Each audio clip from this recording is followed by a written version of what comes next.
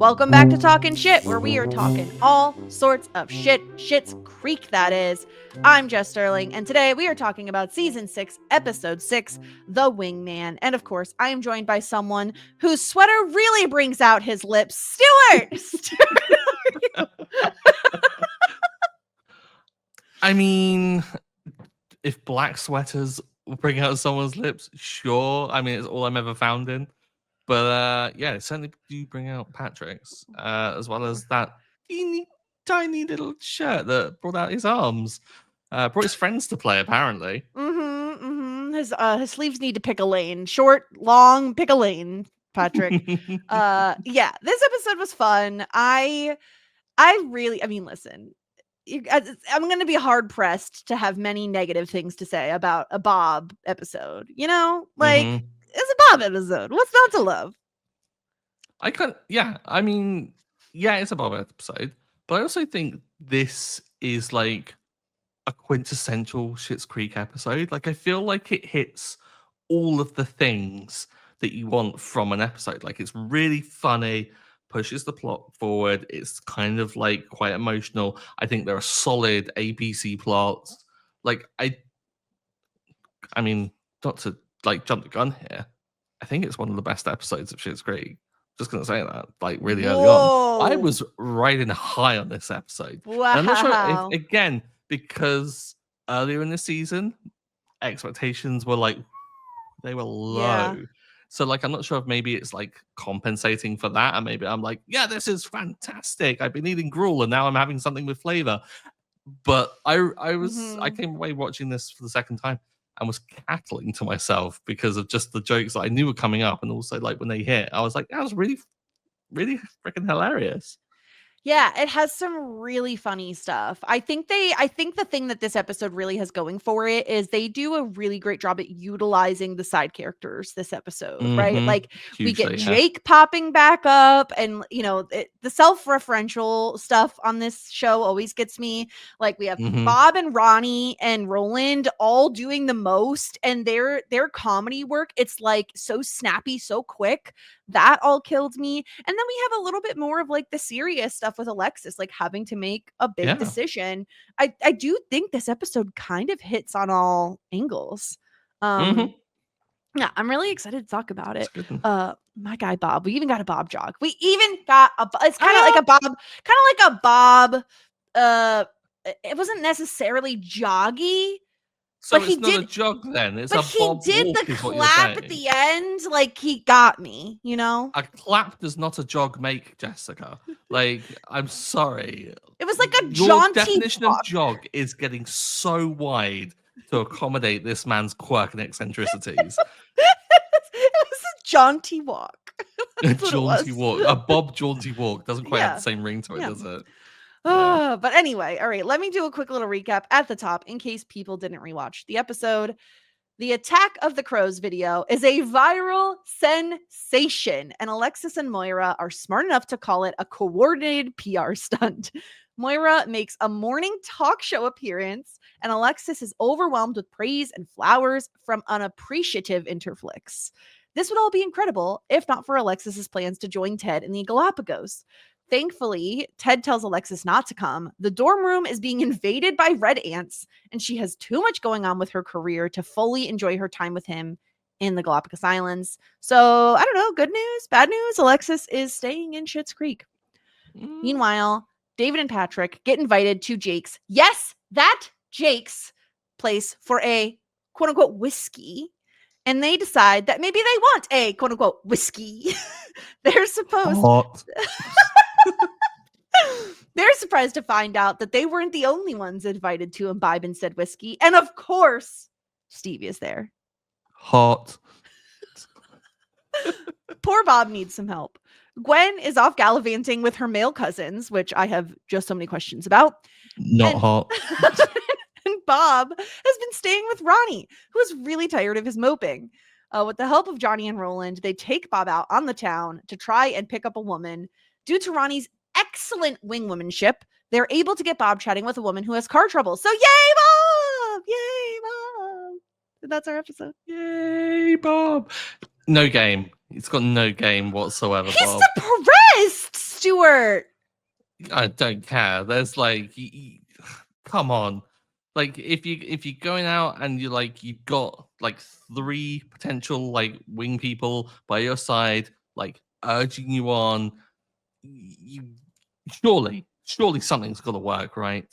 Thank the heavens for Ronnie, because if it wasn't for Ronnie, like they would have been floundering. Because Oh, I didn't yeah. like. I think like you're right. He's depressed. It's right for him to not to have game, but Johnny should have game. Like Johnny's like a former bazillionaire, like managed to bag Moira. Like surely there's some game there, like somewhere. See, the problem though is my argument would be, I mean, Johnny has had some problems. Like he is endearing. He doesn't always say the right thing. And I think this is true for literally anybody who's been married for as long as Johnny has. He has been out of the dating game for a very long time. I think when you're putting yourself back out there and like trying to give people advice and tips and all that stuff, he's rusty. You know, like I've been married for a number of years now. I wouldn't be particularly good at giving people any advice. My advice would be like, I don't know, find a friend that you also think is hot and like there you go, you know, like good on ya. I don't have great dating advice to shell out. And I think the thing is, Stuart, let's be real. Okay, we've heard from Moira a little bit about how her and Johnny got together. Yeah. She pulled a move on him. I feel like Moira is the aggressor in that sort of, she's the pursuer. The aggressor, the pursuer. I think that Johnny is being pursued. I don't think he's doing much in the way of like picking up Moira. So then Johnny should do the rightful thing, which is get Moira to be the wingwoman to this whole situation. Can you imagine if Moira was at that bar? I think that would actually tip this episode over into being just stellar. Yeah. I think that was the only thing that could maybe have improved it. Because, yeah, if Moira is the pursuer, does that mean that Moira's got game? Or yeah. Remember the finger trick? She runs the finger down the back. Oh, yes. Yeah, we saw Moira the whole tutorial. Definitely has game. I think that Johnny is very endearing and very sweet, and he is the typical like guy you bring home to your mom. You know, like he is very sweet. He's well-intentioned. I don't think he's necessarily like a guy who's going to be able to teach you how to pick up a woman or how to have a one-night stand. Like I'm thinking of, have you seen the movie Crazy Stupid Love with Steve Carell and Ryan Gosling? Oh, yes. He is the Steve Carell. Like he is the guy who wears New Balance sneakers and like David Lindhagen cucked David me. Cucked me. Yeah. He's the one who has the Velcro wallet, you know, like he needs help. Oh, yeah. He needs help. I don't, and I'm not, listen, of all the 3 that are helping him, right? We have Roland, we have Ronnie, and we have Johnny. Ronnie has the most game, obviously. Oh, yeah. I mean, who's surprised by that, really? Like, yeah. Ronnie is the most personable out of all of them. Like, if you think, like, Johnny, like, out of the game for a while and stuff. I feel like he should have game, but, like, whatever, I'm willing to accept that he doesn't. Roland absolutely has no game whatsoever. Like, he can only get someone like Jocelyn, and he's lucky. Yeah, he's the luckiest guy in the world. Yeah. But yeah, like it makes sense that Ronnie would like have game. Ronnie is like personable, funny, knows how to rib people, and I think that's like an element of like good games. You've got to be able to like poke people a little bit and like just. She's negging. Like, she's negging. Yeah, I think she some of the time. Absolutely would neg someone. Yeah. Yeah. I love Ronnie. MVP. Like, I'm not even going to pretend like literally anybody else deserves this simply the best point when like it's so obviously is Ronnie this episode. We've so front loaded this episode. I don't care. She earned it. Like everything about Ronnie this episode is excellent. I think she gives incredible advice to Bob, right? Like, oh, I just met someone. I'm going to go home with them. But BT Dubs, their friend has car trouble, Bob. Teed them all up for you. Go on over there. She is very anti like the like, let's all act like Bob has made some incredible joke, but not actually give him context for why all of us are laughing hysterically. Like that's a dumb idea because the person is going to ask, oh, what's so funny? get a joke ready, get something ready, you know? Like, come on. I feel like this is like amateur hour over here with Roland and Johnny. The other thing that's so great about Ronnie is she gives Bob great advice, honestly. She says, you need to be yourself. You know, you need to just, I mean, you don't need to be 100% yourself all the time, Bob. Like, if you're a little mopey and a little sad, you don't need to project that, but you do want to just be who you are. I do think Johnny gives solid advice of like, you know, make them laugh. I think that is key. Humor is key. But also I took a screenshot of one of my favorite Ronnie poses in the entire series. And I've brought it here today. What a queen. What an icon. This is when Roland jokes about how Johnny, like, cuz she says, "Oh, what is it? Johnny says something about like make jokes, make them laugh." And Roland's like, "How have you been married for so long?" And I think this is like the pose that Ronnie does. Yeah, Ronnie gives her. like a proper guttural, like, ha. Like, Ronnie really Yeah. loves Roland's humor. And I think Yeah. it's a really like underplayed like thing because like Ronnie often like gives off this vibe that she is much like us, is in the camp of just Roland is annoying at times and is a bit of a Mhm. buffoon. But I think Ronnie still does, kind of like me, find Roland's humor occasionally very, very funny. Yeah. As lowbrow as it is, like there's something to Roland's just taking the lowest hanging fruit of a joke and just being Yes. like, "Oh, it's almost like, well, I know you are, but what am I?" Like it's that Yes. level of just simplicity with the comedy that I have to appreciate because it's Yeah. just, I mean, it's an endearing attempt. Yeah. But Ronnie I seems just so happy she's with herself here. She's so great. I love her. She has a really great episode. So I do think of all of the people that are helping Bob in this endeavor. Listen, Johnny gave him a suit. So Mhm. personally, I think wearing clothes that fit is better than wearing a suit that's too small. But that's just Yeah, me. fair point. Yeah, that's just me. But I think Ronnie does such a great job. She's like, go over, talk to her, be yourself, have a mint. Like, yeah, exactly. Your breath stanks, have a mint. Always accept a mint if someone is offering, okay? Because either they're just being kind and like they're taking one, so they'll offer you one, or your breath stinks. So, like, have a Mm, mint. that's I mean, yeah. I can't argue against that. Yeah, if someone offers you a mint, it makes total sense to take it. Because you don't wanna be like, "No," and then for them to correct you and go, "No, You need take a one. mint." Like, yeah, you Yeah. don't want that. Always take one. Always take one.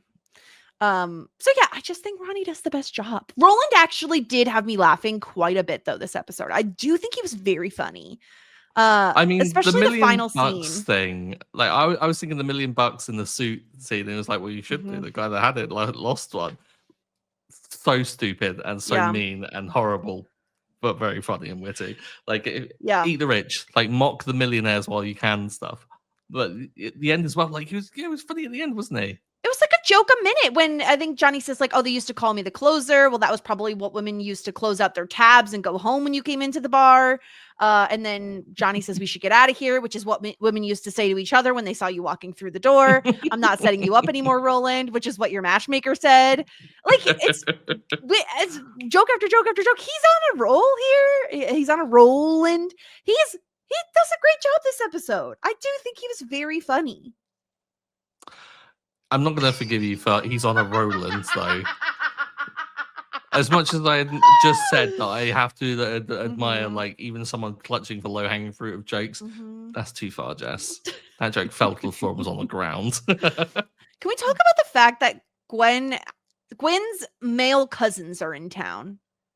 What does that Is it mean? is it just a freaky thing, or is it just a bad excuse? Like, surely Y- it must be a bad excuse, and Gwen's just trying to. Another one of her male cousins is visiting.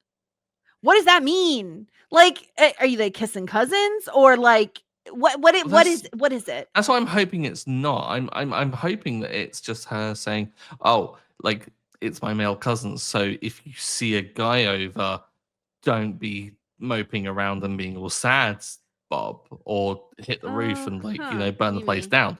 Like it's explainable and it's not nefarious because it sounds like. Yeah. I mean, I'm hoping it's that. If it's freaky deaky cousin kissing stuff, no, thank you. Unsubscribe. Yeah. None of that Game of Thrones stuff here, thanks. I don't know.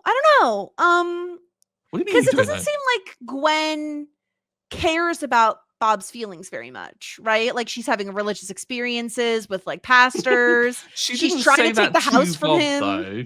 I mean, the house is the house. I mean, like, if you're gonna fight over something, fight over Yeah. property. But like, I feel like the religious experience was said to other Jocelyn, I think, people, and they're right? passing Yeah. it on at least. So maybe I don't know. Maybe she's trying to shelter him.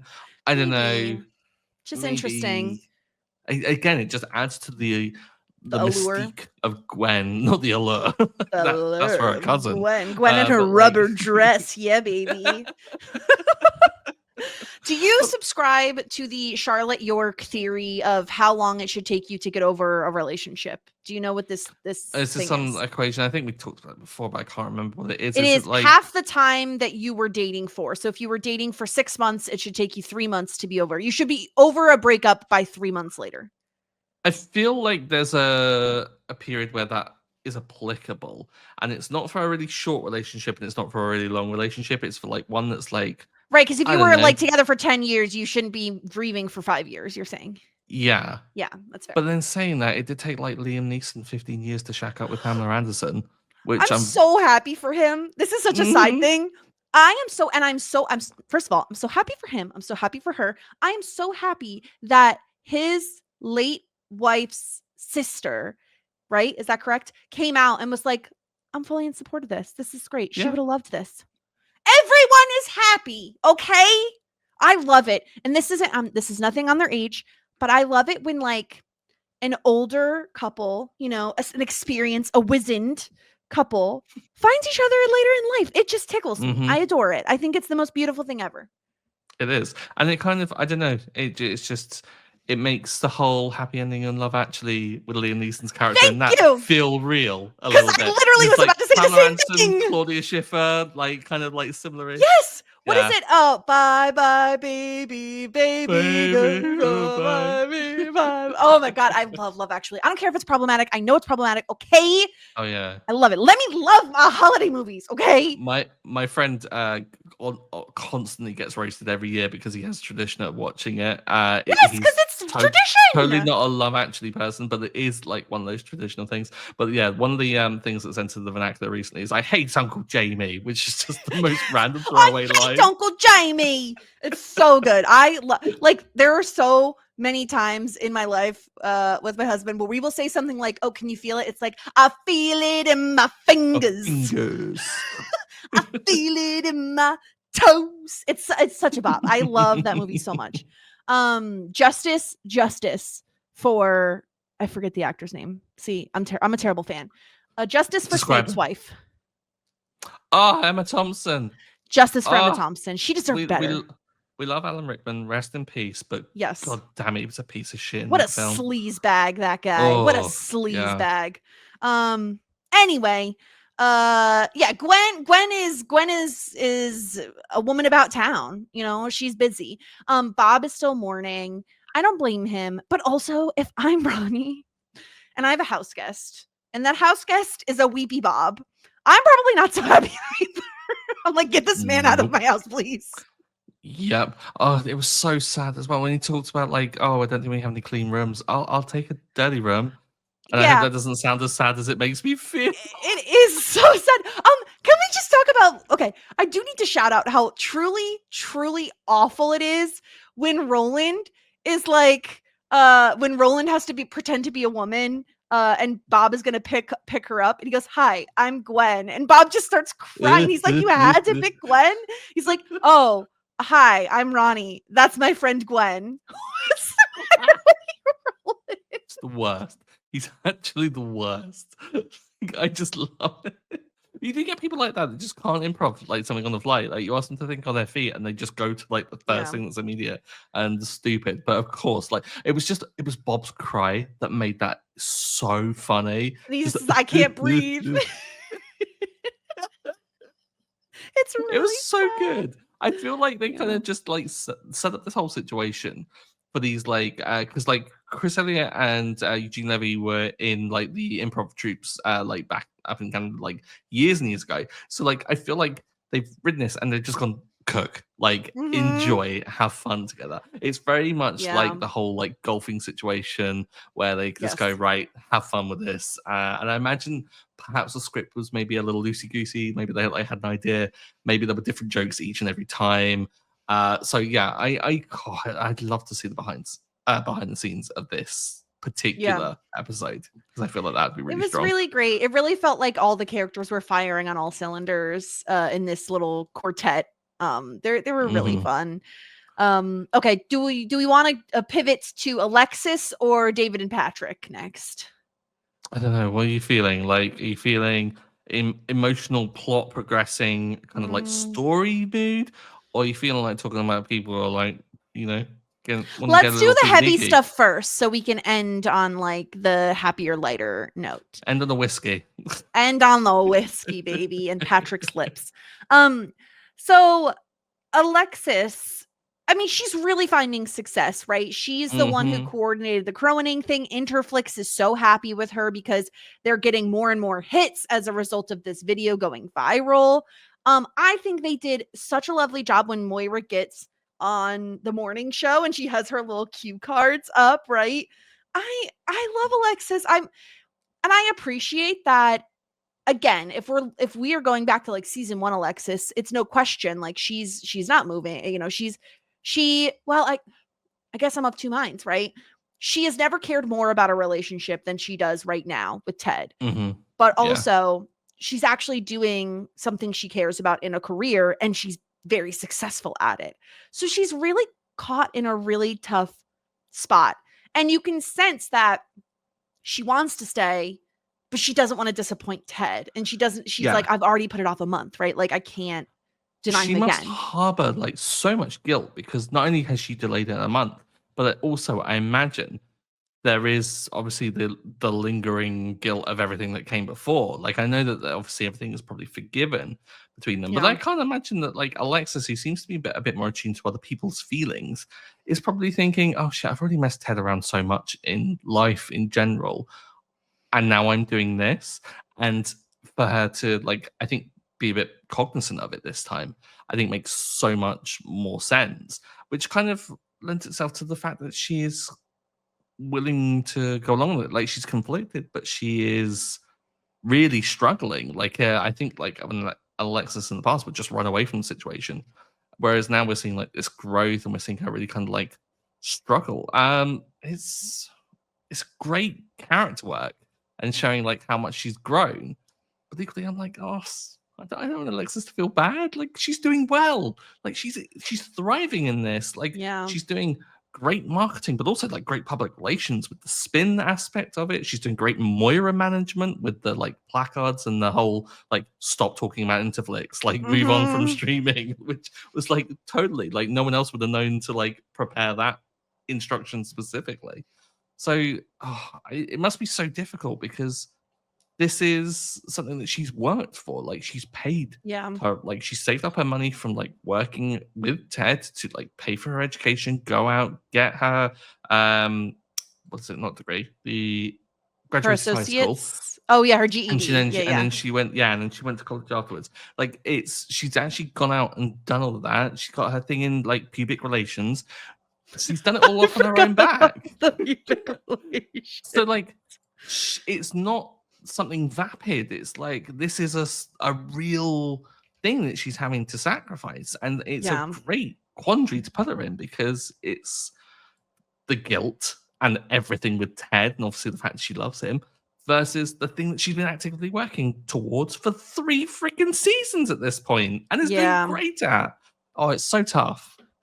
Yeah, because we all really love Ted, right? And so that's the other thing. But Hmm. obviously, this long distance thing is difficult enough as it is.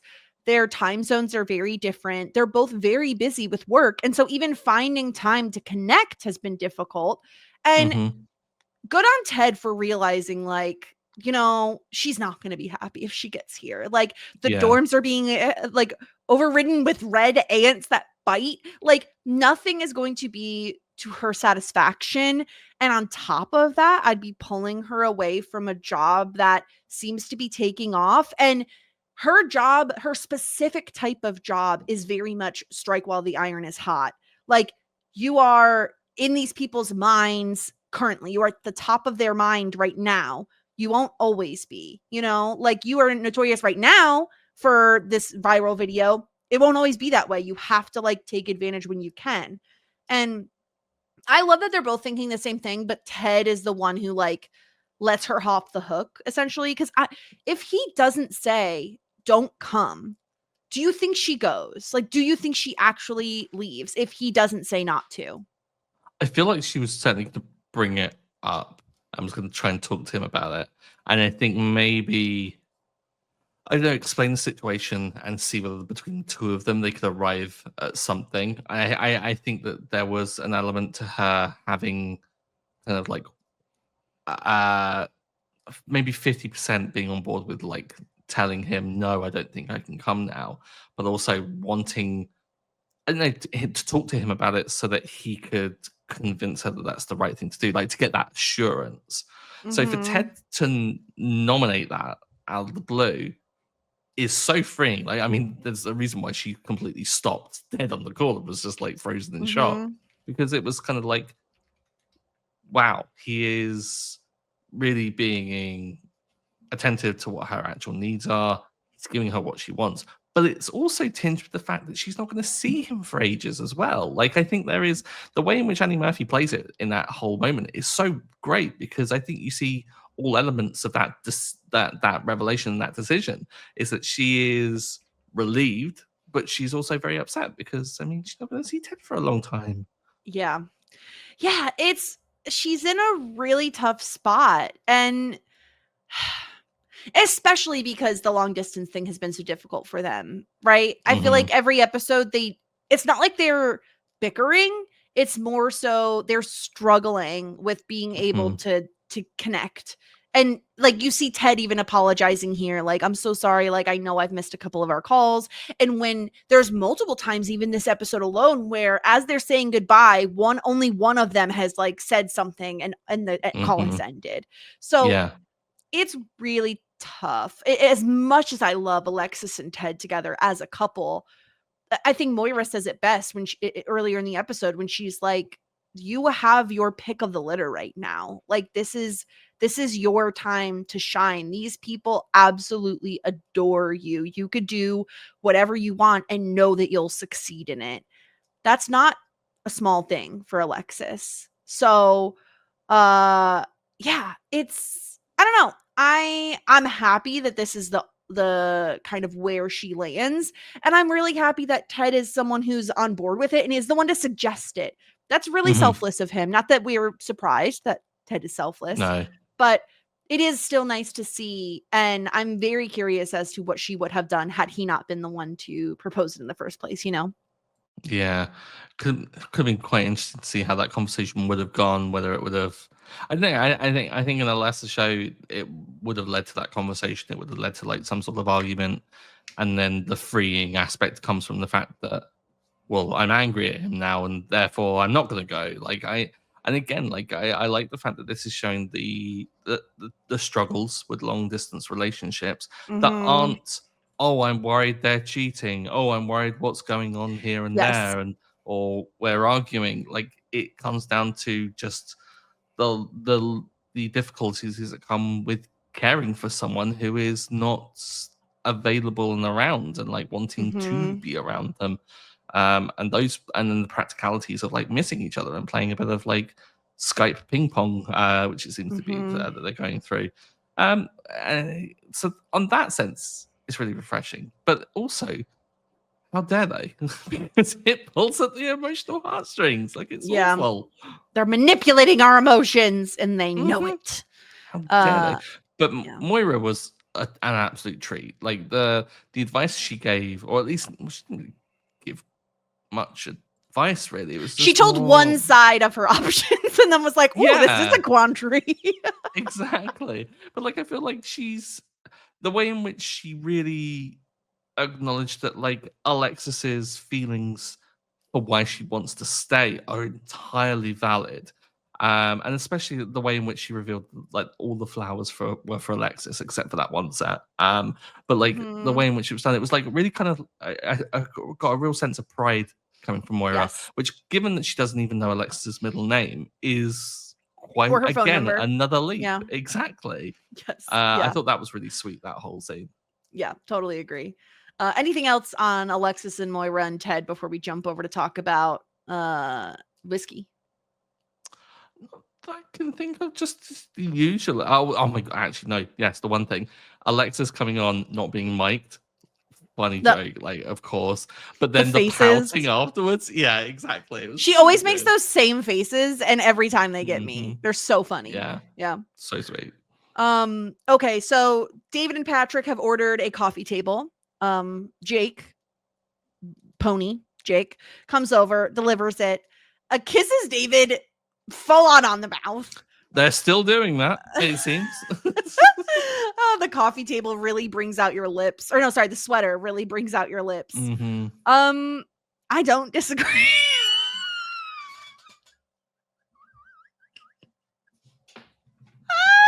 I Here's the love it. thing. You were like, let's leave it until the end to talk about the whiskey. No. Let's leave the objectification of Patrick until the end, so we can sandwich this episode at the beginning and the end with just some absolute adoration of Patrick, his This time lips, he's the wearing like a arms. turquoise sweater, and it is beautiful on him. It looks lovely. Turquoise is a shade of Like a blue. green. It's like there's a hint of green in there. A hint of green. Mhm. I love that Patrick is the one like, oh, well, maybe we should go over to get a Mhm. whiskey. And I love David comparing it to like, that's like saying I'm just gonna put stuff in my cart and not actually buy it, which is both hilarious and also I don't relate at all. I constantly put stuff in my cart to be like, maybe later. And Oh, then really? yeah, I don't always buy everything in my If cart. something goes in my basket, it gets ordered eventually. Like, it might sit in there for a while, but it'll get ordered. There are things that could be in my save for later in Amazon for years. Okay, we are just two fundamentally different people, Jess. I mean, I've It's just really, you discovered know what it this. is? Because it's like, oh, I want that, but like maybe I'll wait for a special occasion to order it, or maybe I want to tell someone I want it for my birthday, or you know what I mean? Like it's one of those type of situations. Yeah. I can get that. Yeah. But yeah, I love that Patrick is the one who's like, hey, maybe we should go get a whiskey. I kind of felt like this whole storyline was so refreshing because it was kind of great to have, again, not the typical thing of jealousy fueling. It was just a bit of curiosity of just like, oh, Mm-hmm. there is that open, and David like presented it, saw that there were like no attachments to it, and the both of them were like, we're not Yeah. against that, so maybe it is an option going there. And I kind of like the fact that they're just presenting that as it is, and it's like a really kind of like normal thing because like relationships are a normal thing that do occur and can work. They're not this like dated thing of like open relationships are just a way for people to cheat. Shut up, stupid. Like it's not that. It is just a different way in which people communicate sexually. So like allow them to do it. So Yeah. like I love the fact that it was just framed as that. And it came from a bit of a we're more curious than actually bought into this and them exploring the boundaries of their relationship together. And I liked it when they kind of like came up against that boundary, which apparently is more than 3 people. Yeah. First of all, some of the lines of David saying Jake is nobody's ex and everybody's ex. And also, if we're gonna have a whiskey with someone, Jake would be the perfect person to do it with because he literally doesn't care about anything. Mhm. I almost read it as an I don't know exactly if it is like, oh my gosh, there's a lot of people here. Like, definitely not. This is way more than we were thinking it was going to be. Or if it was also like, oh, we're not that special. he's how many Oh. people did he say this to during the day? He's like, oh, I was Mm. just gonna hang in for the night. Like, if you want to come over and have a whiskey. Did he say this to every customer he dropped off a woodworking piece for today? Like, truly, he was dropping some wood today all over town. Just like, come on and have a whiskey. I And do the love fact that. Get a Stevie coffee is table there and too. invite for a massage circle. Exactly.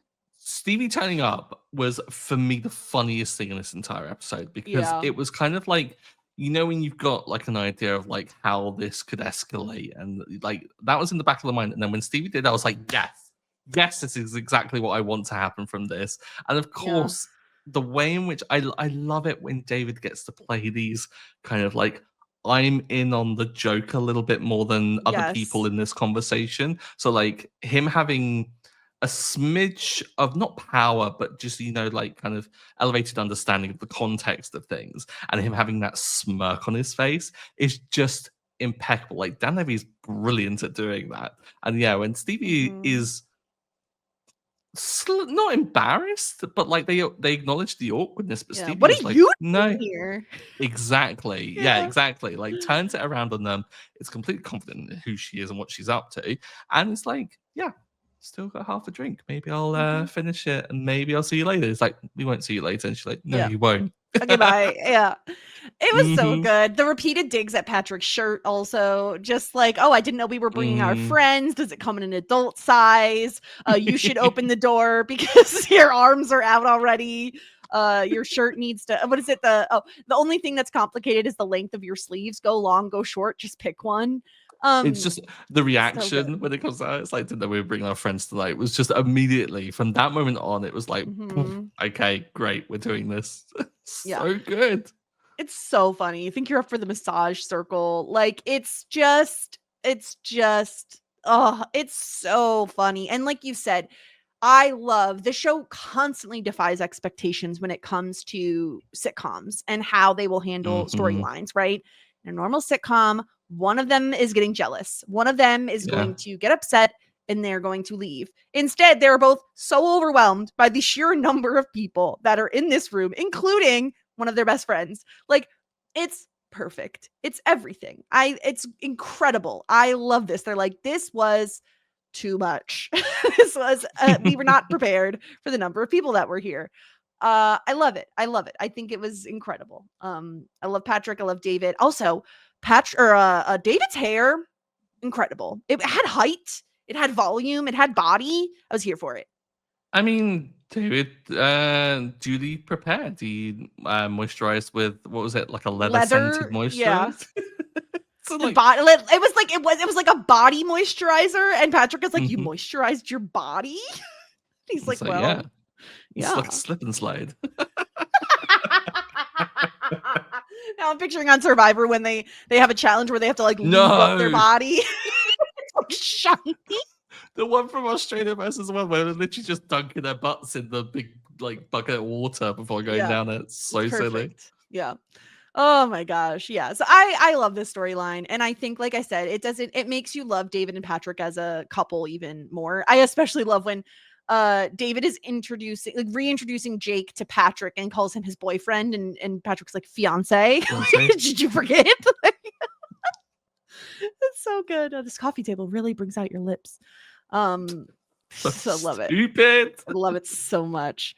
Oh my gosh. Anything else before we dive into some feedback that we have gotten? No, I think we covered that one probably as best we. I don't know. I could talk about Patrick for a little bit more if you really Well, need me that's to. the We thing. can I'm make it like, happen. we could just keep talking about Patrick, but So good looking. I can't. Okay, into the feedback from Nathaniel. Just wanted to say hi as you're sailing through the 6th season of Schitt's Creek. I discovered you while going through my nth rewatch, and it's just so nice to hear you guys talk about each episode extensively. By the way, Jess, your voice really kind of sounds the same as Alexis's, especially that time you were singing a little bit, Alexis. Well, Nathaniel, that is probably because we are both millennial women and have a little bit of a vocal fry and both say like a zillion times a second. So that's my assumption at least. Stuart, this will mean absolutely Lamborghini. Lamborghini. This will mean nothing to you, Stuart, as you are not from America, but I have been told that I do have my accent sounds a little bit Midwestern at times. Um, yeah, which apparently is a regional thing. I did Google it once, and it's a particular spot of in New York where I live. There's this like regional dialect that gives a little Midwestern twang. Midwestern. I have no bearing of where that is. Like, I hear about it all So the Fargo, time. I'm like, is like far Midwest. Like, oh that's geez. a yeah, that's like a specific. Wait, you sound like. Wait, hold on. Do you sound like I do that? say Maybe geez a a little. lot, but You do a yeah. bit. I Yeah. just I think the bigger thing is I do not sound I mean what people would assume is New York, which is just downstate New York in the I'm city. walking here and Yeah. look Yeah. like stereotypes there, yeah. Yeah. Yeah. I'm semi. So thank you so much, Nathaniel. Welcome to the party. Mm, Welcome to the crew. Happy to have you along for the yeah. ride. I love that it's an nth rewatch because everyone who has like rewatched this show has lost count because there's been watching so many times. Yeah. I can't wait to Yeah. get to that point where I can Such a comfort show. rewatch it. Yeah. Yeah. We got a message from Aaron, which I was warned not to click on the spoiler tags for, and I did. Because you can't tell me what to do. You're not my real dad. And also, I have seen the show, so there is nothing that you could possibly say that I wouldn't already know about the show. So I wasn't worried about being spoiled about anything, Aaron. So I did click this spoiler text. Wow. And Aaron Disrespect. says the following. This is the only episode that I don't actively hate Bob. He is actually hilarious. The sobbing is proper funny. Oh, proper funny. Also Proper. loved proper. Well, she's Australian, so how do they say it? Proper? Proper. I don't know. Also Proper. loved. I'm so sorry, Aaron. Loved the role play scene. Ronnie and Roland, top tier material. Aaron, why would you try to hate your love of Bob? Like, maybe it's the only episode that I love Bob. Maybe that's where she didn't want me to see that. Yeah, I'm guessing that's what she's trying to hide. Because yeah, not everyone does like Bob, it seems. What I've come to understand from expanding my horizon out from just your opinion on Schitt's Creek, Jess, is that Bob actually isn't universally loved, and the He Bob is. job is not universally acknowledged either. Yes, Seems it to be a is. very small portion No. of the Schitt's Creek community that really acknowledge and I seem to love reject Bob. this. Facts are facts. Just saying. And opinions are like buttholes. Everyone The has them. stinky? Oh, okay. Incredible. We also got a message from Libby. Hi, Jess and Stuart. First, I'm compelled to defend the David storyline in the second episode, aka the wedding the bed one. Yes. I can see where it's not for everyone, but personally like that it deals with bedwetting, a pretty taboo topic, and seeing Patrick be protective of David. The way he stares down Moira and Alexis until they delete the video is great. That's what makes the storyline work for me. As far as this episode goes, I really appreciated the baby conversation. So this email was sent in after the last one with the I'm a hungry hippo. So often we see this huge drama about it, then the other partner changes their mind. Brooklyn Nine-Nine, The Big Bang Theory, etc. I love that Patrick's just happy being with David, whatever that looks like. Yeah, I totally agree. I kind of agree. Yeah, like obviously, like kind of like when bed thing can be quite blasé, and like if we are to be like, I don't know, put the serious caps on and not the comedy kind of light TV show caps, like yeah, serious thing that does like affect people. So it was really refreshing to get Patrick be really defensive. Admittedly not the best defensive in buying crinkly like plastic mattress sheets protector. afterwards. Yeah. But yeah, it was like the staring down and forcing them to remove the video after like they're like yeah, and then just putting it down and like no, remove it. Yeah, actually delete Top it. I'm tier. gonna sit here until you do it. Yeah. Mhm, Yeah. I don't mind it. I think it's just for some people it's a little too cringy. Which I totally understand. But I like what Libby is saying about the baby conversation because it's so common that it's like, oh, I just changed my mind. Now I want to have a kid. And it's like, that's not fair. Can we have the other person change their mind and say, no, being with you is just enough? Like, not just enough, but like, I no longer, I understand your point of view. I don't want to have a kid, you know, can we, because that is common. I think because society pressures us as human beings to reproduce, when we are kids, we are incepted with that of like, we all should have kids. We all should have a million kids. But as you get older, you change your mind. It's often the thing, like, isn't it? Though it's said to people, it's like, oh, when you're older and you've got kids of your own, it's like, whoa, assumption much. Like, nah, not happening. Yeah, certainly not for me. I do not want them. I don't want little mini me's running around terrorizing the internet. No, go away. I've often said I'd be very scared for anything that's going to have like 50% of my genetics. Like they're just going to be so messed up. Like truly, like poor anxious kid. Poor little anxious baby. Anyway. Oh, that stuff rolls downhill. Would you plan it like to get a Leo baby just out of curiosity? Like First of I feel all, like ain't no way I'm allowing myself to not be. Ain't no way I'm not allowing there to be another Leo. No, wait, so hold on. many double negatives. Ain't I'm no way gonna I'm have a Leo understanding baby. that. That is the point. Because I can be the only Leo in my household. You can't have more than one. Oh, you got the full focus. Yeah. Mess up the balance of the universe. Such a Moira. Such a star of this family, aren't Well, you? also, not like, just to talk about this for a second, Leos are born in August, late July or early August. I do not want to be pregnant in the high heat of the summer. Okay? Like, there are other reasons. Mostly that. What is it? I remember. So Deborah Wild, the voice actress for Lae'zel in Baldur's Gate 3. Follow her on Okay. TikTok. She's Yeah. incredible. She's really funny.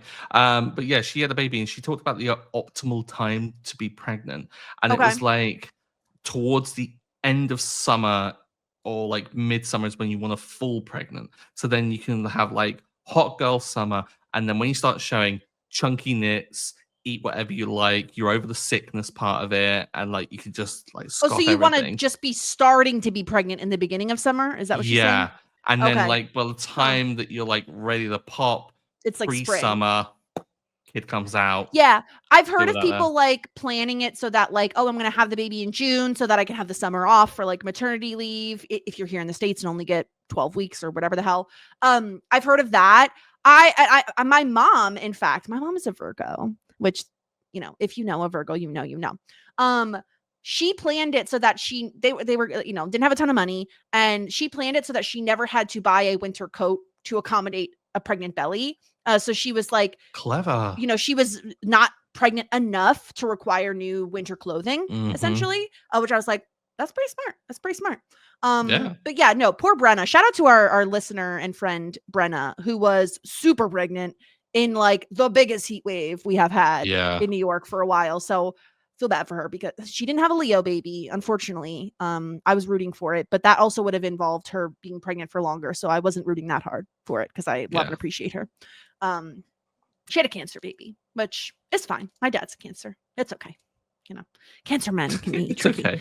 I have no idea. You say these words, and I'm like, sure. The girlies who get it. For all I care about. Like, I'm like, oh, great. Okay, I'm gonna say this just for if you hate astrology, feel free to tune out. Skip ahead 30 seconds. Like, I'm not offended if you don't like it. Don't harsh people's buzz if they do like it, because it's just fun times. Okay, I'm not like living and dying by this. No, my top, if I had to choose, if I had a baby, what astrological sign I would want it to have. My top are a love of Virgo, like a huge Virgo fan. So Virgo would be high on that list. I'm not low on Taurus. I get along well with earth signs. So I feel like earth signs would be good. Capricorn is a little bit much for me. I don't want a fellow fire sign in this household. Okay. Aries, get out of here with that energy. Absolutely not. Absolutely not. Air signs, I can mess with a little bit, but my husband's a Libra, and if we had a second Libra in this household, I may jump off a cliff. Like, I don't think we could survive because no one's making any decisions anywhere. I'm the only one, which, now that I say it, might be the right call. But either way, that's it. That's the whole thing. No Leos. Absolutely not. Not happening. No, thank you. I'm the only one. Thank you very much for my TED Talk. Totally over my head. Didn't understand. Stuart's a Sagittarius, for anyone who didn't know. There you go. Apparently it means I'm fiery. I don't know what that means. I'm a fire sign on a fire moon something. I don't know. Why is the moon on fire? I don't know. The moon is on fire. The whole world is on fire right now. Yeah, it is. Okay, let's get into our ratings. We're doing this podcast. We're still talking about the podcast. I already said Ronnie is my simply the best, my MVP. She has earned it. She is the best. She does incredible work this episode. Shouts to Ronnie. She's getting my point. Oh, it's a really good and compelling point. Ronnie does have a really strong one. I do think, though, Ted and Alexis had a really strong moment. I kind of feel like Jake had a really strong moment. He managed to pull an entire group of people together, including David, Patrick, and Stevie, for a massage circle potentially in one day. That's impressive, and I feel like that needs to be like shouted out. But I think I'm gonna give it to Alexis. I feel like, yeah, a little bit a Alexis. little bit of a sad note, perhaps. She wasn't quite able to teleport Ted out of that shirt, but I feel like she had some real success with her career. And I feel like, I don't know, I feel like she needs to pick me up because I didn't project things going well for Ted and Alexis. And so I'm like, I feel like I need to get ahead of it and give her a point for that. Okay. The disgruntled pelican. I don't know that there are a ton of options this episode. Like, who is bad? Who is having a bad episode in this episode? You know, I mean, there's always the case for Roland because Roland, although he was very funny. I just think he made me laugh so much, though. I don't want to penalize him this episode because of the fact that I mean, him saying Gwen twice is probably a big enough reason to give him minus points. But I think for me, there's an obvious answer. I'm going to give mine to Johnny. I knew it was coming because he had the worst game. Like his whole pickup technique was awful, and he did a really piss poor job at explaining what he was doing. If he just come clean and was like, "Oh no, sorry, it was a really bad dating thing. We're trying to make Bob seem really kind of attractive. He's a lovely guy. Why don't you go talk to him?" Done. The lady is like, "You were laughing at me. I hate you." Yeah. Although saying that, if someone's laughing, don't assume that people are laughing at you. They were looking directly at her and laughing, so I don't blame her for thinking that. Here's the other thing, though. I think the real reason that he deserves the disgruntled pelican, which I will come on board and agree, is the suit that's too small. Like, my guy, truly, I don't understand, why. And this bar, the whimpering whatever the heck, I forget the name of the bar. It's not a place that requires a suit anyway. You know what I mean? You can wear jeans and a flannel and fit right on in. Why is it that he needs to wear a makes suit? Him stand out in a bad way. Man can't wear a suit that can't fit. What are you talking about? Stop it. A nice suit, an ill-fitting nice suit is worse than no suit at all. Yeah, I agree. Although I feel like there was an aspect of that where we're body shaming Johnny for just being short compared to no, it's just that I wouldn't wear clothes of a person that's 6 inches shorter than me. That's Bob's thing for agreeing, or at least accepting that advice. Bob is sad. He will agree to anything. He's taking advice from his friends. We cannot blame him. He's grieving. Okay, have some sympathy. Bob. Have some sympathy for Bob. Anyway, I love him so much. While we're talking about the talent scene, so I only found this out recently. So the bottles of beer that they always have on the show, I can't remember the name of it. They have a dog on them, don't they? Yeah, it's Dan Levy's dog, who sad times I found out died because obviously. Well, of course, this show is but not when the show was active, and the dog is adorable. Stop it! I'm gonna die because that is so cute and adorable. I love that. What is the dog's name? I'm just about to find out. Redmond. Oh. And the beer label is I think it's called RFD. Okay, that could have gone real bad for a second. Okay. No, it's called Man's Best Beer. Oh, he's so cute. That's so cute. Oh, that's adorable. I can't handle that right now, but that's so cute and I love that. Okay. Are you ready to tier rank the episode? Yeah. Spoilers, said it earlier. Hot shit for me. Top of the list. This was, I think, one of the better episodes of Schitt's Creek. And I'm really hoping you don't disagree. I don't, you know what? I wasn't coming in here necessarily thinking that, but after having talked about it and talked about all three storylines, I love all of them. I think they're all great. And I think the show doesn't always know where to place every character to get the most bang for their buck, if that makes sense. And I feel like they utilized every character perfectly in this episode. But the thing is it better than the premiere? Because I would argue it's not. That's the Crow-ing premiere we're talking about. Hungry, Hungry Hippo. Is it better than Hungry, Hungry Hippo? I feel like it's comparing apples and oranges, which I know is a weird thing to say because we're comparing just 2 episodes of TV. But Honey Honey Hippos is an iconic moment. The Croning premiere, iconic moment. Yeah. 2 diamonds, not in the rough, but like 2 standout moments. Whereas I feel like this was just more consistently really, really good. So it's like it's 2 different approaches. I don't Yeah. want to weigh like one above the other. Let's. Oh no, because we can't have them draw. They can't. Like we have to pick a We have favorite. to pick. I'll let you pick, Jess. I think the premiere is better.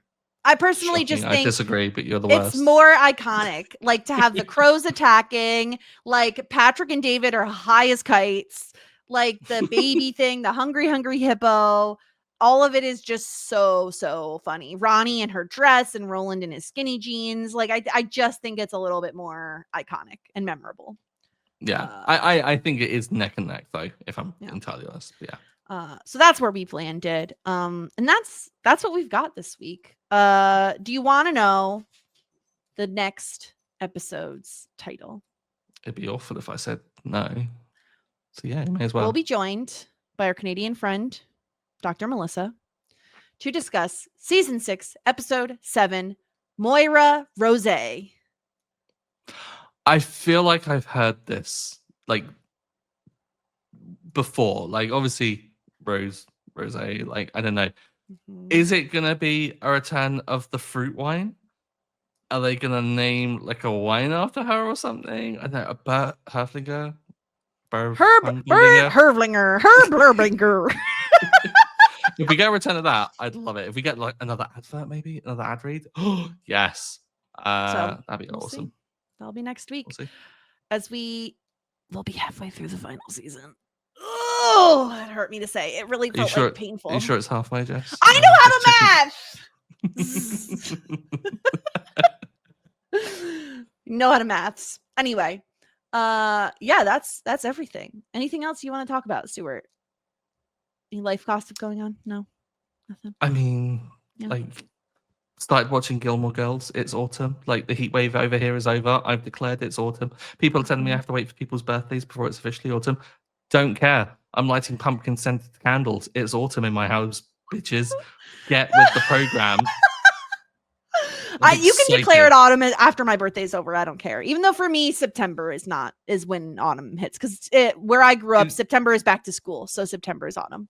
So to pull the curtain back, everyone, it's the 20th of August. I am declaring it is September. Like Stuart in my mind, it is September. Mm-hmm. Yeah. Welcome we're just skipping the final 10-ish days. Yeah. Welcome to the minus 10th of September, everyone. We're here. Incredible. Listen, you're not going to hear me putting up a fight. I love the fall. I'm very excited for fall. Autumn, as you say, which is a nicer word. I grew up saying fall. It's like when I can't call dinner supper because it's just not in my lexicon, there must be a version of it. It's like, the British call it autumn because that's the name of the season for whatever the etymology is. And then it's just like, we call it fall because the leaves fall. Like that TikTok lady has definitely recorded that. Yeah, it's true. Oh my gosh. So we'll be back next week with season 6, episode 7, Moira Rose. And until then, everyone, warmest regards. And best wishes. Tweet us on Facebook or leave us a review and you say, yeah, okay, I think I will.